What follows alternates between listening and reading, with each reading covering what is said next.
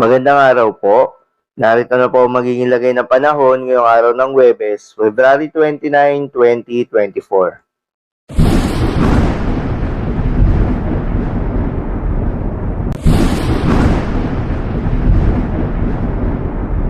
Sa kasalukuyan nga at ayon sa pag-asa, itong northeast monsoon o hanging amihan ay bahagyang humina. Kung kahapon nakakaapekto ito sa Luzon at Visayas, ngayong araw nga ay sa Luzon na lamang ito nakakaapekto. Samantala, itong low pressure area na nasa labas ng ating Philippine Area of Responsibility ay patuloy na nagdadala ng mga pagulan itong trough o extension nitong low pressure area sa bahagi ng Mindanao. Ayon rin sa pag-asa ay nananatiling mababa yung tsansa na may mabuong bagyo na papasok ng ating Area of Responsibility hanggang sa mga unang araw ng Marso. Para naman sa lagay ng panahon ngayong araw ng Huwebes dito sa Luzon, dahil pa rin sa epekto nitong northeast monsoon o hanging amihan, asahan pa rin yung bahagyang maulap hanggang sa maulap na kalangitan sa bahagi ng Cagayan Valley. Mababawasan ang mga kaulapan dyan sa Cagayan Valley hanggang sa aurora na lamang magkakaroon ng cloudy skies with light rains dulot nitong amihan. At para naman sa nalalabing bahagi ng Luzon kasama na ang Metro Manila, hindi na kalamigan dahil sa paghina nitong amihan.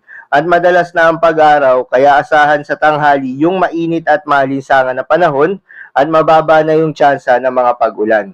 Para naman sa lagay ng panahon sa Visayas at Mindanao, asahan sa Eastern Visayas ang partly cloudy to cloudy skies pa rin ang umiiral dulot na lamang yan ng easterlies.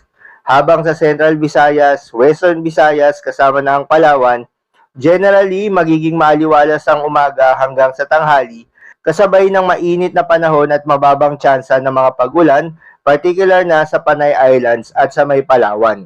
Sa Mindanao naman, uulanin pa rin yung bahagi ng Davao Region, kaya asahan ng kalat-kalat na mga pag-ulan, pagkidlat at pagkulog, dulot pa rin yan ng trough o extension nitong low pressure area na nasa labas ng ating Philippine Area of Responsibility. Kaya naman pinag-iingat pa rin yung mga kababayan natin sa mga posibleng pagbaha o pagguho ng lupa. At sa nalalabing bahagi ng Mindanao, asahan ng partly cloudy to cloudy skies, pero pagsapit ng tanghali hanggang sa gabi, mostly cloudy skies lalo na sa may Caraga region, Northern Mindanao at Soc-Sargen, na may tsansa ng mga light to moderate rains. Para naman sa lagay ng dagat baybayin, ayon sa pag-asa ay wala namang nakataas na gale warning sa anumang seaboards ng ating bansa.